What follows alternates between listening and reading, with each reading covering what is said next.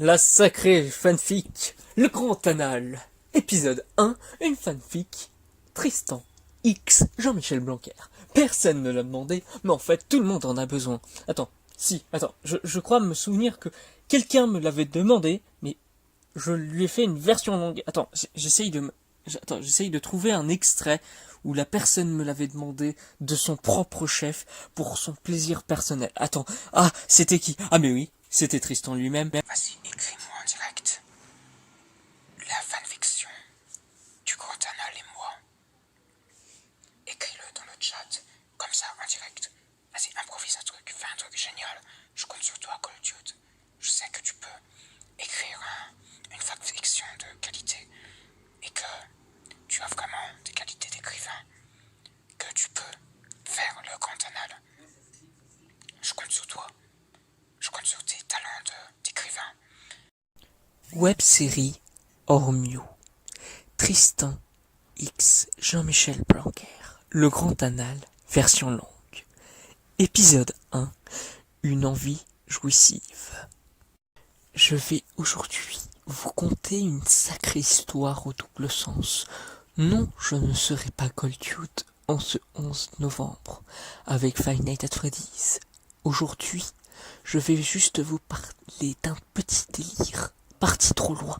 Un délire au début voulu par le concerné. Je parle d'une fanfic qui a été lue en ASMR. C'est celle qu'aujourd'hui j'ai allongée pour votre plus grand plaisir et celui des concernés. D'ailleurs, qu'en est-il des concernés? Nous aurons ici plus de deux protagonistes. Tristan, le petit gros au fond de la classe, qui, pendant les heures de cours, pense avec émerveillement le deuxième protagoniste. Ce dernier, et sans qu'il n'aurait pas les cours qu'il n'écoute pas, je parle bien évidemment de Jean-Michel Blanquer, incontestable et pas du tout polémique, ministre de l'Éducation nationale, de la jeunesse et des sports. Sinon, je vais donc commencer l'histoire dans le village d'habitation proche du collège Albert Camus de Canfis, où Tristan vit sa vie depuis 17 ans déjà. Il adorait ce collège d'ailleurs, mais là, il est au lycée, donc on va s'en foutre pour cette histoire savourante et de toute beauté. Ainsi, aujourd'hui, on va retrouver notre héros dans sa chambre, en train de chercher des choses coquines dans sa chambre. Incroyable, n'est-ce pas? Pas de chance pour lui, sa mère l'appelle. Il alla donc aller la voir avec du dégoût.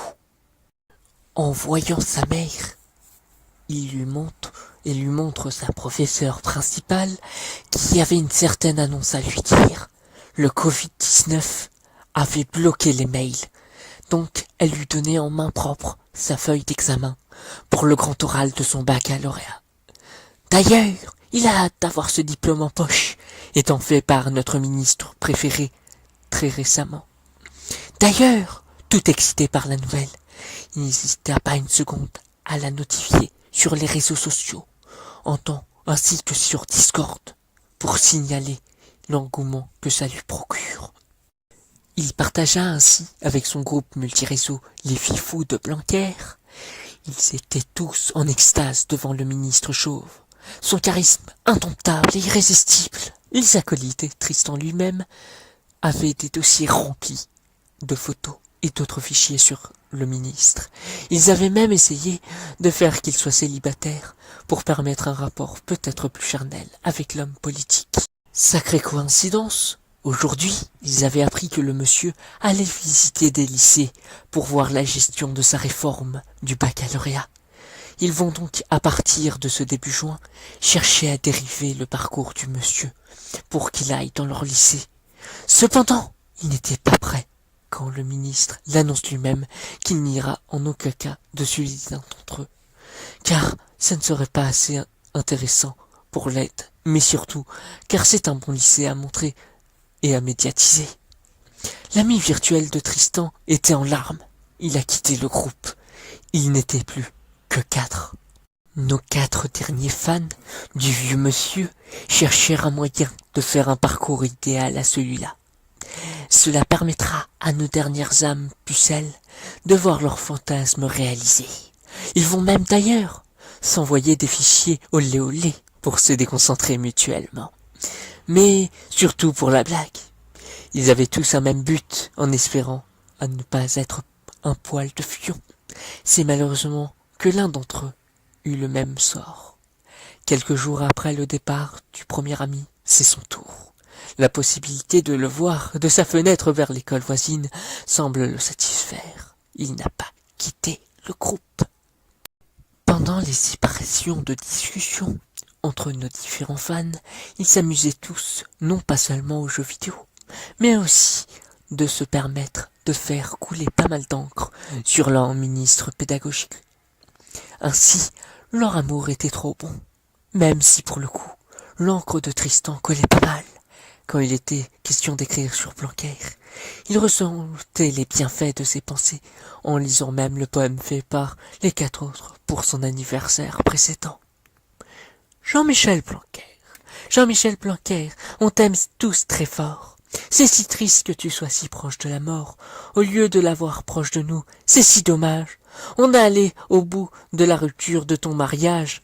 Il ne faut pas faire cacher à notre non-majorité. Ce n'est pas grave, on est tous là pour l'égalité. On a tous tellement hâte d'avoir ton baccalauréat. Espérer que tu nous le donnes dans tes bras. Il y a tellement de gens qui vous critiquent. Il y a tellement de gens qui en profitent. La dualité contre votre réforme est insignifiante. Nous allons ensemble empêcher ça. On va même laisser Tristan, lui qui vous aime tant que ça. Il espère tellement qu'on lui fait un poème à l'effigie. Pas chiante. Théo, Juliette, Marcus et Louise. Pour Tristan, joyeux anniversaire. Celui-ci, lui, aura tant servi pour son encre blanche. D'ailleurs, celle-ci en reprit une couche sous le drap de notre héros, à l'annonce tordante de sa mère, qui s'est vue que le faire saliver d'envie. Il était même joyeux, surtout quand c'était confirmé sur les réseaux sociaux. La jalousie va-t-elle faire ravager? Mais déjà, quelle a été cette nouveauté? À suivre.